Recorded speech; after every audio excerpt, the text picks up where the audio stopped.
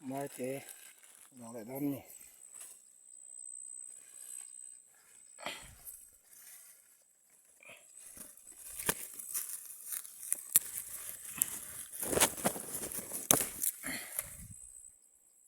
lọ gió để mà ăn thật phát rồi cho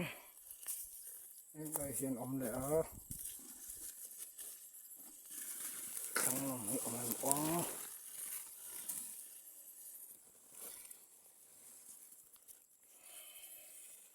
không làm mặn cho nó không tỏ đâu đây hiện tục hạt ống lẻ lộ lên lúc này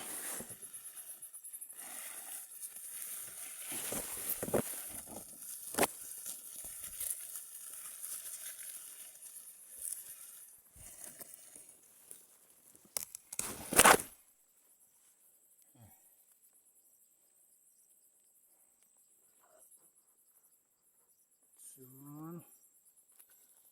đây hay cho nó tổ lớn cả phía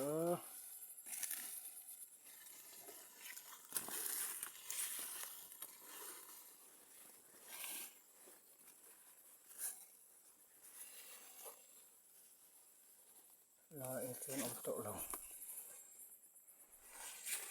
khi ta cho cả khiên lộ lên á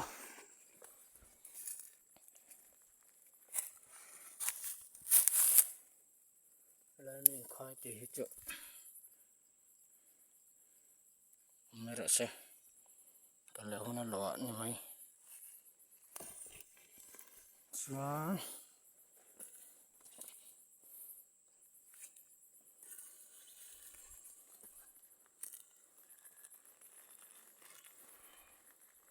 lắm miêu cho con lộ dấu tổ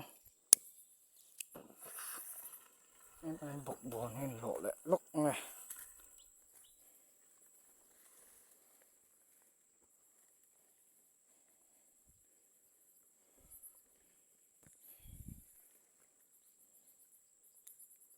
đằng chúng tổ lâu trên cả xe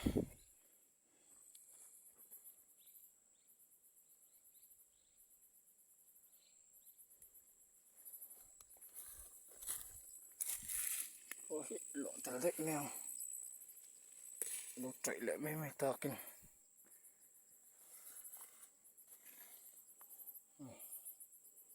mồi đầu tục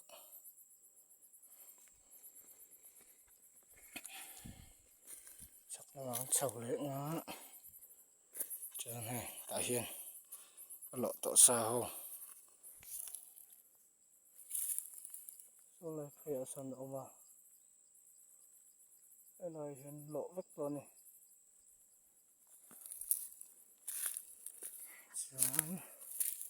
là chắc cầm đi hầu lộ lại lúc còn ngay về lựa hiền lộ mà hết thì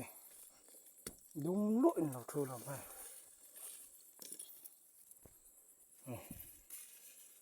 phiện thêm ó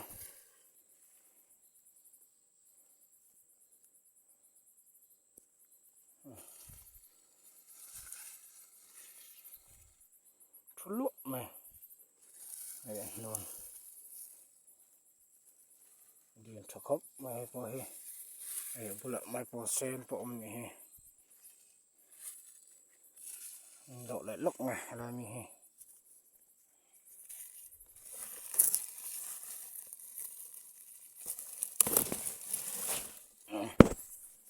điền cho nó nụ lơ mà he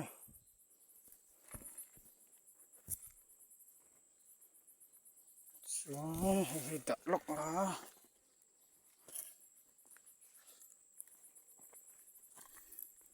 đó con tiền lộ lúc rồi xem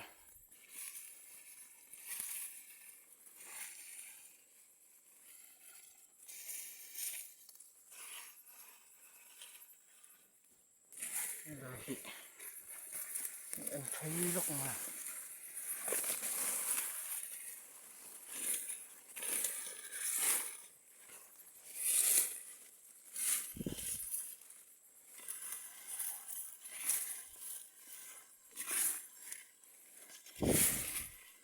thầu tổ là trời thế là mà nhiều cái sâu à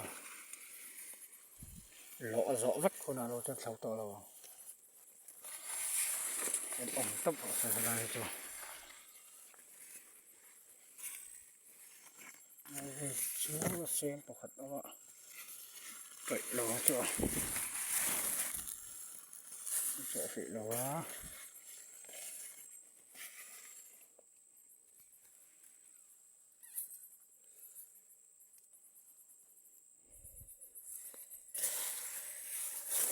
là chắc cũng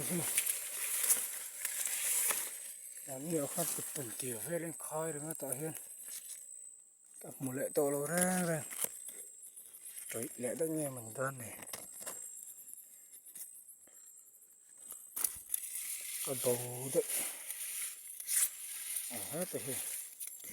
có khách chơi được lệ cua mày đi lên lòng chuyện chơi lâu ra khai cảng lại rùa này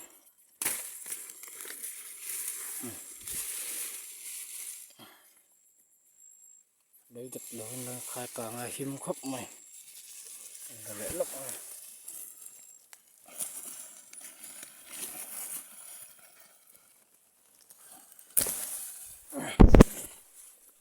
lọ dầu trên này liền thở đậu khắp mày xuống đồng hú ở đây khai khai người ta sẽ khá khá đồng hết cũng tụ ở hàng đôn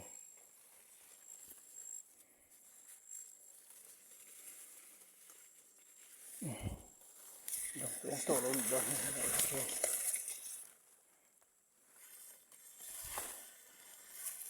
thuộc lại phát tầm là tròn tiền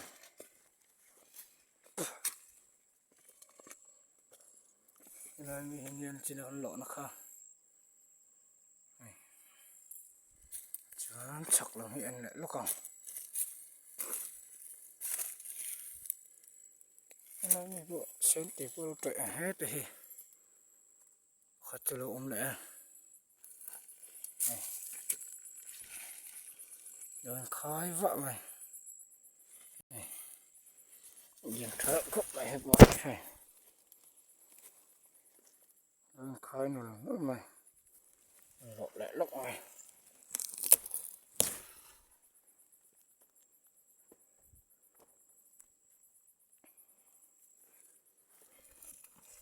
chuyện nó mọi người chẳng thấy ông em ó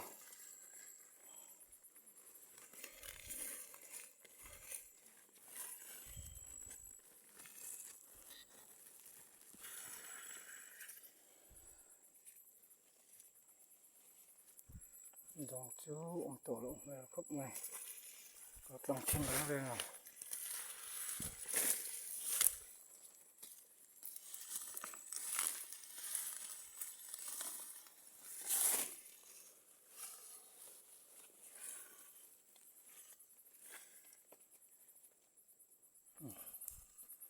dòng chú ông tổ lụng đi đón hết tại chân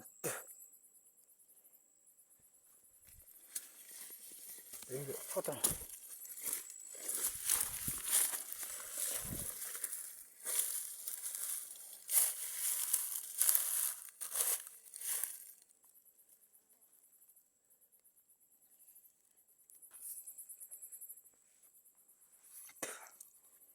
cái này bố hiền xe nữa mà làm việc thêm ô chân khí lại để bố hiền và khá tóm lại